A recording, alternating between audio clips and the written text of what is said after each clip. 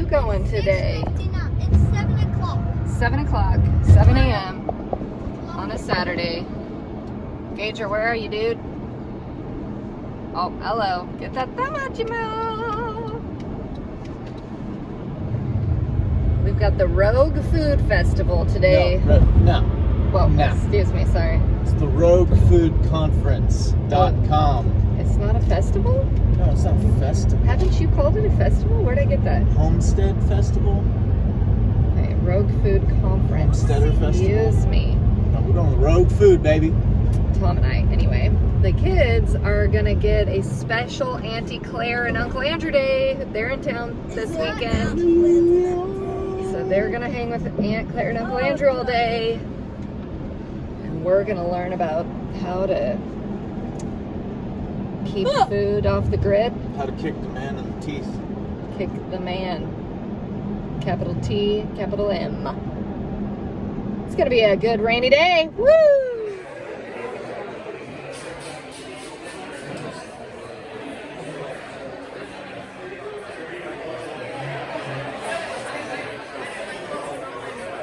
Jefferson said in the Declaration of Independence, he said, "We hold these truths to be self-evident, that all men are created equal and endowed by their Creator with certain, not certain as in a certain number, but certain as in assured, unalienable rights, that among these are life, liberty, and the pursuit of happiness." We've all heard that, right? Who believes it? Raise your hand if you actually believe it. So that doesn't happen by accident, right? So when you read just past that, he says that to secure these rights, governments are instituted among men. So when you look at that philosophy, what does it say? It says the purpose of government is not to keep us safe. The purpose of government is to keep us free. And they're not doing it. Who thinks they're doing a good job? No, they're doing a terrible job. And I was at home because we had sold our company. We bought ourselves a little bit of runway to build our own house. And we would get up in the morning and we would take our kids to the creek and we would pick up flat rocks for our kitchen floor we were building. And that completely warped them in the right way because, then they spent the next 10 years of their lives walking on a floor that came out of the creek. And instead of being their first instinct to run to Lowe's or Walmart to get something, their first instinct is, where can I, find this?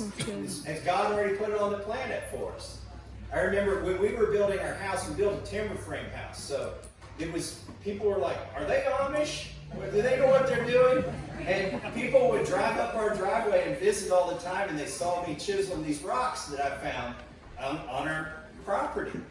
They're like, you're going to use those rocks? Are you going to seal them?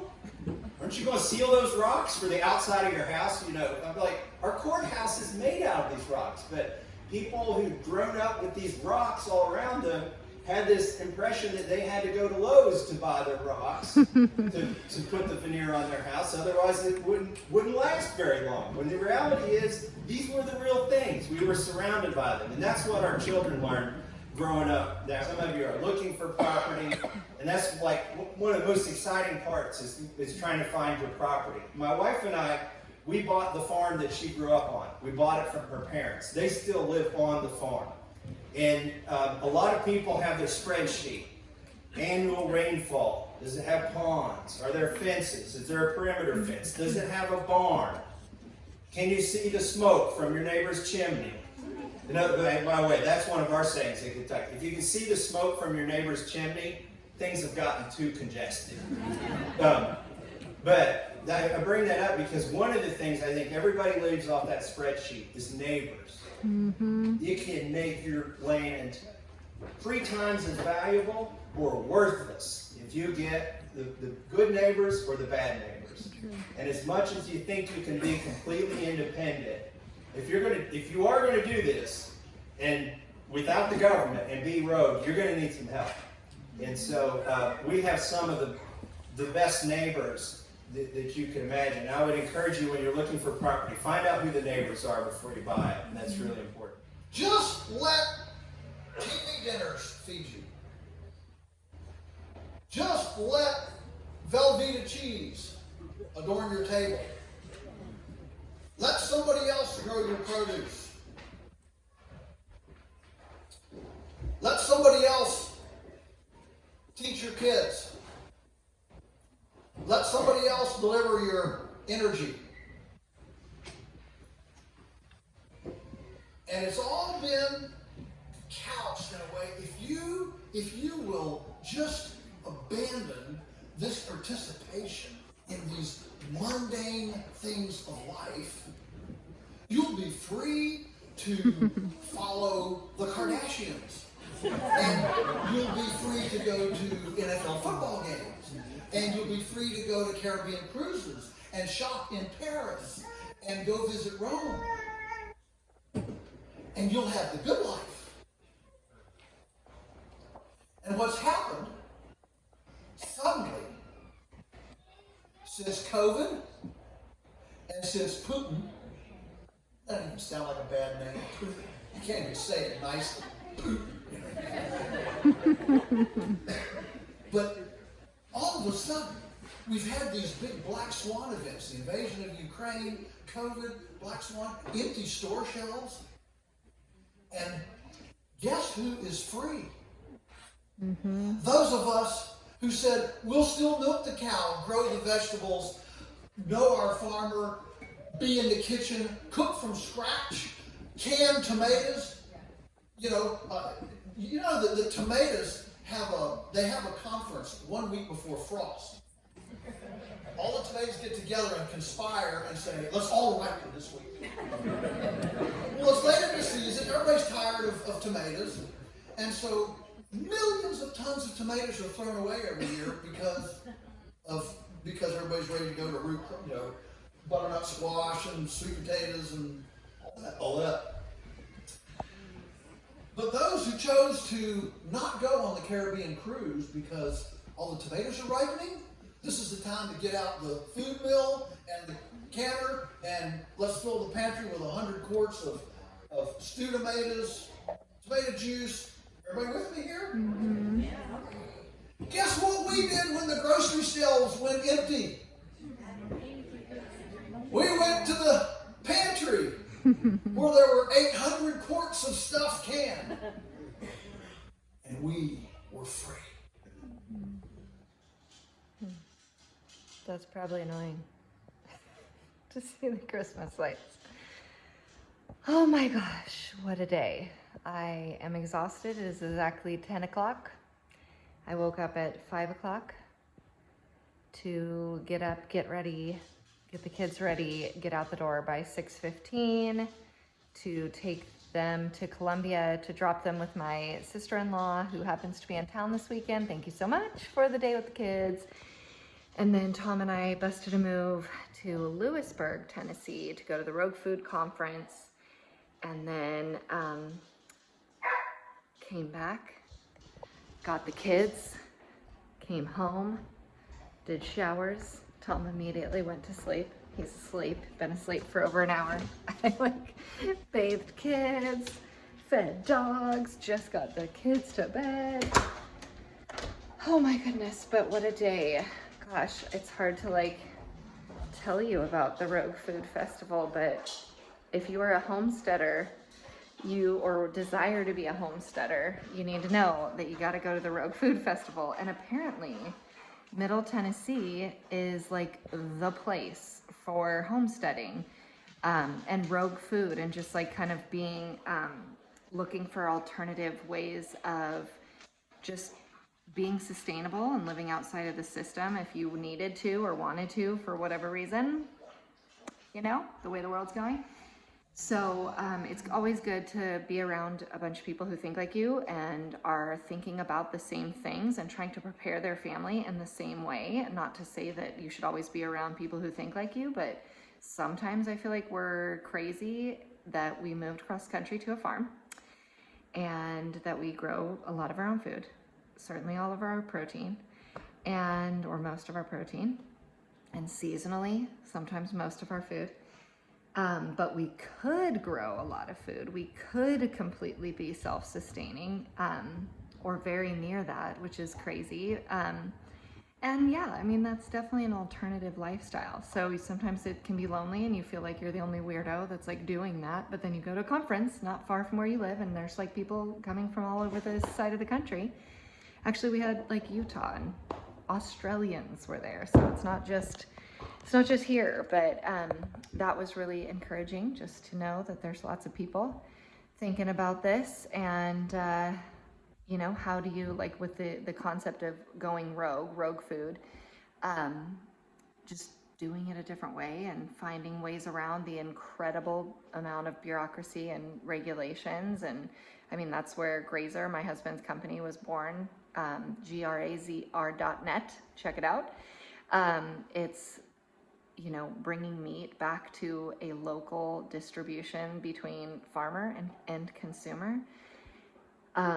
We came upon this concept and idea by growing our own meat and realizing you can't sell your own products, not even your own vegetables, to your neighbor, depending on where you live. And that just seems really silly, especially given the fact that there's this push for environmentalism and like, don't drive your food all the way across the country if you can buy it from your neighbor. And everything's just very inconsistent. But favorite speakers, there was a gentleman named Brett. I can't think of his last name right now, but I think I have a clip of him in this video. And he just brought it down. He, like, Christian man, just hilarious. He brought a half gallon of milk, raw milk, up to the podium and drank it like you would drink out of a water bottle, which was like hilarious. Actually, Holy Spirit really was like prompting me, like, listen to what he's talking about in terms of the just natural holistic medicine that is raw milk. Just, you know, our Creator has thought it through. We really get in his way so much. And so that was a really big takeaway. Love that. We heard from Thomas Massey, who's a congressman out of Kentucky. He's been in Congress for a couple of election cycles. He's amazing. Definitely one of the good ones, one of the constitutionalists, you know, one of the, like, I hold to principle, not party.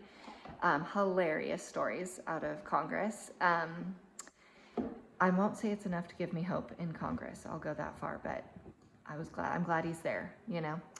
And Joel Salatin, who is the man of permaculture farming and kind of got this whole homesteading movement kicked off several years ago. And he also writes in Plain Values, the magazine that I now write in. And so I got to meet him and introduce myself and tell him, hey, we write for the same magazine. How cool is that? And here we are at Rogue Food. But he's with Polyface Farms out of Virginia. And he's paving the way and doing so much that we can all, like, copy. And Thomas Massey also doing a huge homesteading property, very, very just off-grid. He's all in on that. So I just think that's cool to hear how people are doing it. I think those definitely were like my favorite takeaways from the day. It was a long day. Very interesting, met awesome people, just sharing ideas. Of course, they served us lunch, real food, go figure, delicious, healthy, homegrown food. It was on a farm, a small farm in Lewisburg, the venue. It's also a wedding venue. It was really beautiful. But yeah, it was just a good day to hang with my husband. We don't get too many kid-free days. And of course, when we get a kid-free day, is what we do with it. We like go learn and try to get better at life and try to make our future different, brighter. It's just so funny because we have for so long lived like 1 foot in, 1 foot out. And we always say like 1 foot in the world as it is, like as if nothing will ever change and everything will always go on the way that it is. And then we live 1 foot out knowing that the world is changing and we don't want to be a part of certain aspects of it. And how can we prepare for that? And the dogs are battling, of course. And gosh, since 2020, you know, I would say we're probably 80% in the world and 20% foot out the door, even though we were on a homesteading farm. So maybe we were more like 30, 70. But now we've kind of shifted and we're definitely more 70 out the door and 30 in the door. So again, sometimes it feels lonely and crazy and like we're prioritizing weird things and yet, you know, you go to a thing like this and you're like, nope, right on track. doing the things. I'm glad I'm doing what I'm doing. I'm glad I'm ahead of most people, or ahead of the game. And I actually chatted with a girl in line for lunch who lives in Nashville, and she had the opportunity to buy some land and backed out of it because she was afraid of jumping in, you know, in that transition. And she got emotional, you know, sharing about that. And I just encouraged her that, you know, that is a normal response. It is very weird and hard.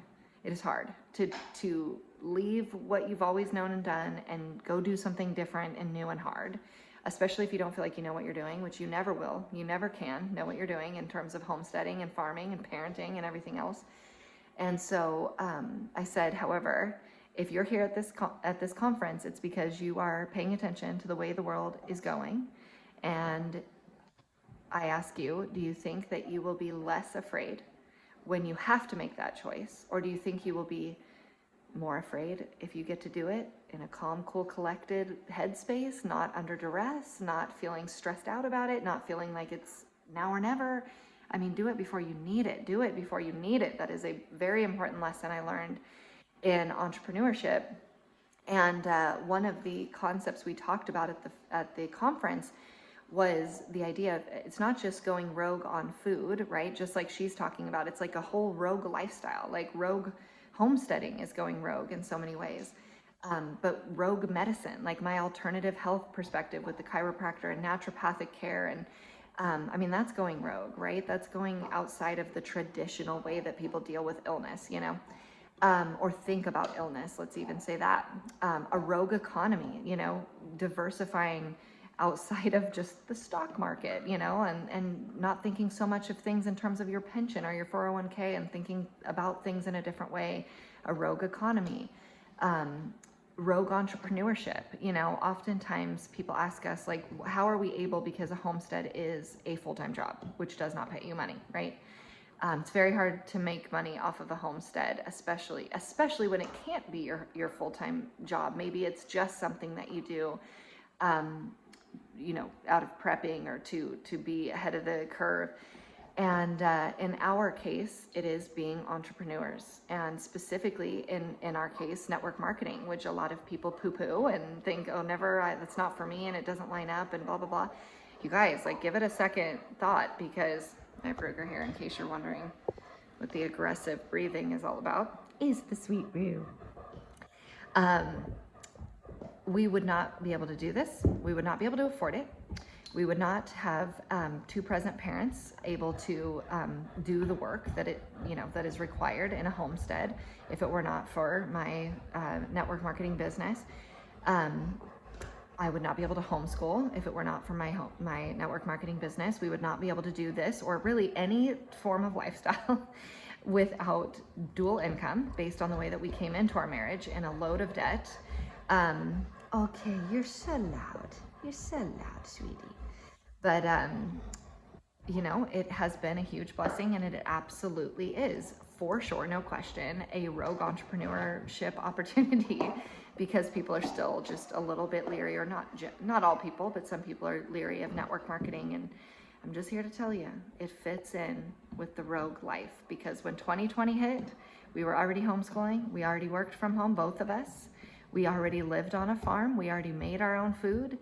You know, we had already moved to a more liberty-loving area of the country. Like, we had already made all the choices that allowed for us, when crisis came and hit, to go on about our life, just really not be affected hardly at all. I mean, of course, we were sad to be experiencing this and all of those things, and it was, you know, our church shut down for a short stretch, and, you know, the masks and whatever, like, we went through all those things. But in terms of our daily life, we never were threatened. We were never under a mandate for masking or vaccines, and, you know, our jobs were never at risk. Our income never shifted. Our lifestyle never shifted. Like, we just kept on. So I learned a lot about being prepared before you need it. And I know that girl needed to hear that, you know, that it'll be even more scary. Copper. Get. It'll be even more scary when you have to do the thing. Do it before you need it. Copper.